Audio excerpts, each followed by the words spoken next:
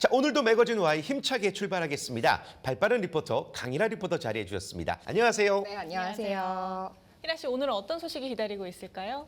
저 본격적인 내용에 들어가기 전에 궁금한 점이 있어요. 네. 두 분은 학창 시절 때 제일 좋아했던 과목이 어떤 거예요? 학창 시절에 좋아했던 과목이라 솔직히 말씀드리면 이제 저는 교실에 있는 게 너무 싫었어요. 그래서 운동장에서 마음껏 뛰어놀 수 있는 체육을 좋아했고 뭐 체육을 잘했다라기보다는 그 순간이 참 즐거웠던 그런 기억이 나네요. 저는 어떨 것 같아요? 유한 씨는 잘했을 것 같은데. 뭔가 영어. 언어 쪽으로 되게 잘했을 것 같아요. 비슷합니다. 저는 좀 문학 소녀였거든요. 네. 특히 시 읽는 걸 좋아했거든요. 짧기도 하고 또 마음에 드는 시는 필사도 하고 암기도 했는데 요즘은 또 잘 외워지지도 않고 네. 정말 그때가 그립습니다. 그때는 참 우리가 머리가 잘 돌아갔는데 말이죠. 근데 참 두 분의 이미지와 참 잘 어울리는 과목을 네. 좋아하셨네요. 너무 잘하셨을 것 같아요. 근데 제가 이 질문을 드리기 전에 절대 이 과목은 얘기하지 않을 거라는 100% 확신이 있었거든요. 오호. 오늘은 이 과목에 대한 내용 준비해봤습니다. 함께 만나보시죠. 여러분들은 학창 시절 공부를 열심히 하셨나요? 전 보시는 것과 같이 나름대로 전교에서 소문난 모범생이었답니다. 그래서 예습 복습은 필수, 수업 시간에 집중하는 것은 당연한 일이었고요. 국어면 국어, 영어면 영어, 각 과목에서도 꽤 좋은 점수를 냈을 정도였는데요. 그런데 제가 특히 어려워했던 과목이 있는데요. 정말 이 머리를 싸매고 풀어도 풀리지 않았던 그 과목. 뭔지 아시겠죠? 바로 이 수학입니다. 아마 많은 분들이 저처럼 수학을 어려워했을 것 같은데 이 문제는 요즘 학생들에게도 해당이 된다고 하네요. 그렇다면 이 수학을 보다 좀 쉽게 접근할 수 있는 방법은 없을까요? 오늘은 이 내용 준비했습니다. 함께 만나보시죠.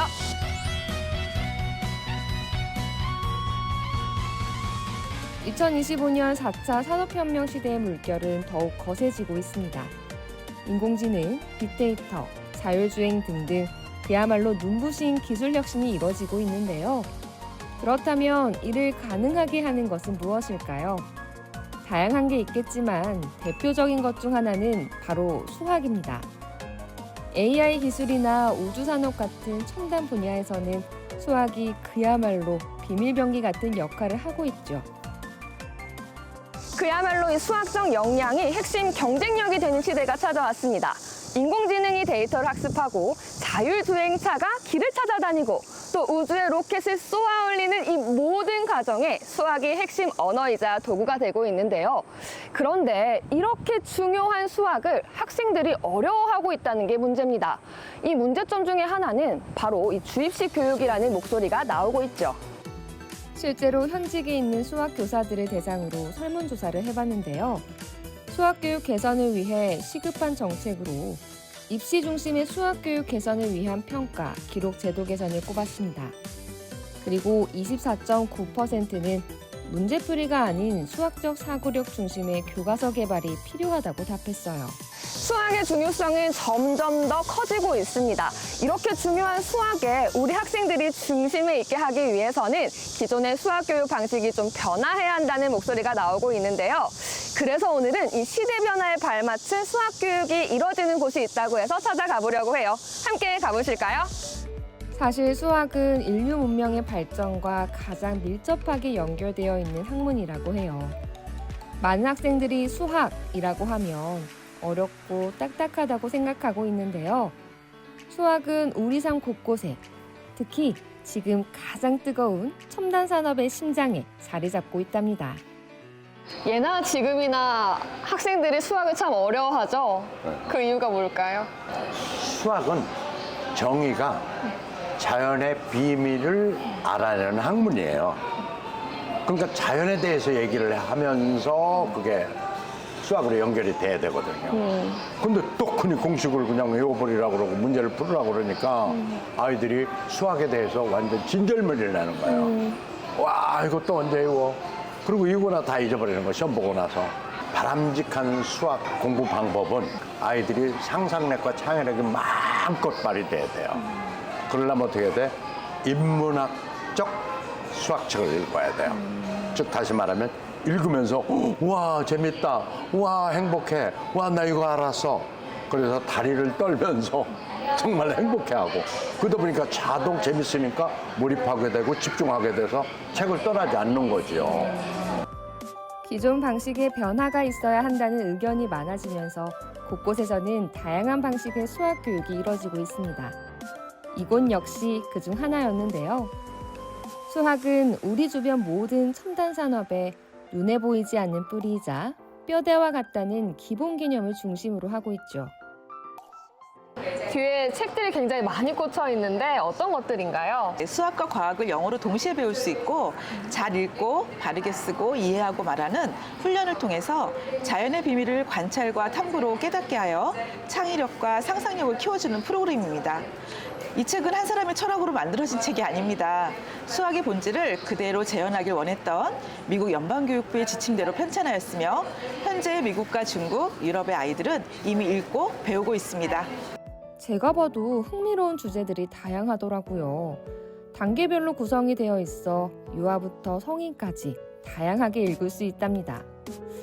하지만 요즘 같은 IT 시대에 종이책으로 되어 있는 게 궁금하더라고요. 최근 고민정의원의 북유럽도 종이시대로 돌아가 기사를 보셨나요? 기사에서 AI 디지털 교과서의 문해력 하락, 스마트 기기 중독의 부작용을 우려했어요. 집중력이 떨어진다는 것이죠. 종이책을 읽은 아이들이 이해도가 훨씬 높다는 조사 결과도 많이 있습니다. 우리 책은 이미지와 텍스트가 시너지를 내어서 아이들이 자유롭게 탐구하고 상상하고 생각하게 만들어줍니다. 수학이 미래를 이끌어갈 중요한 학문임을 생각하면 열심히 해야겠죠? 그리고 공부를 할 때 이러한 점에서 도움을 주는 교재를 선택한다면 어느 정도는 힘이 덜 들 것 같아요. 게다가 이 책은 수학의 본질인 자연을 자유롭게 탐구해 수학에 대한 거부감이 좀 덜한 편이라고 해요. 사실 우리 아이들이 책 읽는 거 진짜 싫어하잖아요. 근데 아까 보니까 아이들이 막 책에 집중하고 있는 모습이 보이던데 이 책을 읽고 나서 아이들 변화가 있을까요? 사실 아이들한테 공부해라, 책 읽어라 잔소리 많이 하거든요. 근데 이 책은 아이들이 한 권 읽고 또 그 다음 거를 읽으면서 되게 몰입도가 크더라고요. 그래서 너무 신기했고 저도 그래서 같이 봤더니 저도 모르는 내용들이 너무 많이 들어가 있어서 요즘 같이 책을 읽는데 그러다 보니까 아이들이 조금 사고가 많이 확장된 것들이 느껴져요. 학교에서 배우는 그런 공부에도 많이 적용이 되고 특히 수학적인 사고를 했을 때 그냥 단순히 문제풀이로만 하는 게 아니라 엄마 이거는 왜 그렇지? 왜 그렇지? 이런 질문도 많아지고 호기심 가득한 얼굴로 책을 읽는 아이들. 책에서 알게 된 지식들을 수학적으로 접목해내는 모습도 대견해 보입니다. 수학이 자연의 비밀을 알아내는 학문이 좀 재밌었어요. 제가 3학년이어가지고 도형을 배우는데요. 도형은 영어로 geometry거든요. geo는 땅을 뜻해요. 그런데 도형은 옛날에 사람들이 땅을 잘 나누기 위해서 시작된 거래요. 이러한 교육 프로그램을 선보이고 있는 대표님은 대외적으로 다양한 활동을 하고 있다고 합니다. 수학 교육의 올바른 길을 고심하는 것은 물론 여러 방면으로 이를 알리기 위해 노력하고 있는 것이죠. 그리고 최근 들어서는 이러한 노력이 다방면에서 결실을 보고 있다고 하네요. 이번 강연 들어오셨잖아요. 좀 어떠셨을까요? 이 책이 우리 아이들에게 창의력 개발 그리고 또 흥미를 유발시킬 수 있는 좋은 도구가 될 것 같다는 생각이 들었습니다. 그리고 이 책이 우리 아이들이 부모님과 함께 할 수 있는 더 좋은 도구라는 생각이 들어서 앞으로 계속 좀 활용할 계획을 가지고 있습니다. 수학은 매력적이고 중요한 학문입니다. 우리의 삶과 미래를 풍요롭게 해주는 역할을 하니까요. 수학 조금 멀게만 느껴진다면 다양한 방법을 통해 친해지도록 노력해보길 바라요. 네, 잘 봤습니다. 우리 희라 씨가 저희 둘이 학창 시절에 좋아하지 않았을 것 같은 과목 바로 수학이었습니다. 맞는 말이고요. 저 정말 수학 때문에 고생했던 기억이 납니다. 중도에 이제 어느 정도 좀 놨던, 쉽게 말해서 포기했던 그런 기억도 나고 아무튼 참 수학이 우리들의 영원한 숙제 같아요. 네. 사실 수학이 참 발목 잡는다라고 생각하시는 분들 많으실 것 같은데 저 또한 그랬거든요.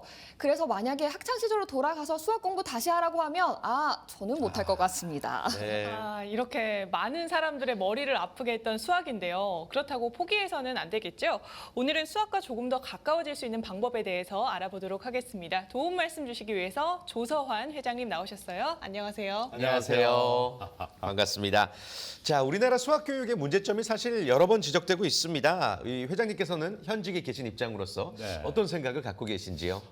그렇습니다. 우리나라 수학 교육의 가장 큰 문제점은 주입식 교육입니다. 그리고 또 수학 교육이 입시 위주로 너무 치우쳐 있어요. 맞아요. 학생들이 수학을 삶 속에서 즐겁게 탐구하기보다는 그냥 정답 맞추는 전략으로 이렇게 변해버렸어요. 가장 큰 문제죠. 그 결과 수학은 어찌 보면은 상상력과 사고력, 창의력이 발휘돼야 되는데 그렇지 못하고 있는 게 현실입니다. 네. 참으로 안타깝습니다. 맞습니다. 이 학생들이 수학을 삶 속에서 즐기지 못하고 시험 도구로만 사용한다는 것이 참 씁쓸한데요. 그렇다면 이러한 문제점을 해결하기 위해서는 어떤 것들이 있을까요? 그래서 이제 제 생각은 수학 교육은요, 정답 맞추기 교육에서 탐구 교육으로 옮겨가야 된다, 이런 생각을 가지고 있습니다. 탐구 교육으로. 예. 네. 단순 계산 중심의 교과 과정이 아니라 수학의 원리와 맥락을 알아내서 정말 자연 언어, 즉 다시 말해서 내추럴 랭귀지로 이게 수학이 쓰여져 있어야 돼요. 그래야 애들이 재밌고 다음 페이지는 뭐가 나올까, 다음 페이지는 뭐가 나올까 이렇게 몰입하고 집중해서 정말 재밌는 과목이구나. 이게 수학 이런 거구나를 알게 되게 되는 거죠. 네. 그럼요. 이 대한민국이 수학 강국으로 발돋움하려면 어떤 차원의 노력이 필요할까요? 수학 강국이 돼야 하는 이유부터 알아야 된다고 생각합니다. 네. 수학은 모든 학문의 기초입니다. 그리고 가장 중요한 게 첨단 산업의 원천 기술이기도 합니다. 그래서 인간의 삶을 행복하게 해주는 첨단 기술자들이 많이 배출이 돼야 되거든요. 근데 현재와 같은 수학 교육으로는 선진국에 갈 수가 없습니다. 우리 산업을 들여다보면 많은 부분이 미국과 유럽에 뒤처져 있습니다. 왜 그럴까요? 그것은 바로 첨단 산업, 즉 수학을 기초로 하고 있는 이런 기반으로 하고 있는 첨단 산업이 뒤처져 있어요. 특히나 제약 분야, 우주 항공 분야에는 우리가 완전히 뒤처져 있습니다. 그래서 아이들이 왜 공부해야 되는지 그에 대한 질문에 답이 나와야 된다고 생각합니다. 네. 그래서 또 아이들이 자유롭게 탐구하고 깊이 생각하고 상상할 수 있는 방식으로 공부를 해야 된다고 봅니다.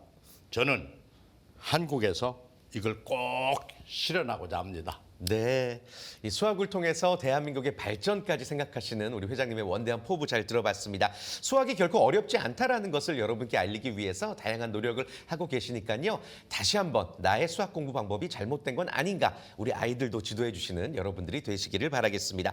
회장님 오늘 감사드리고요. 함께해 주신 우리 강일아 리포터도 고맙습니다. 두 분 감사합니다. 감사합니다.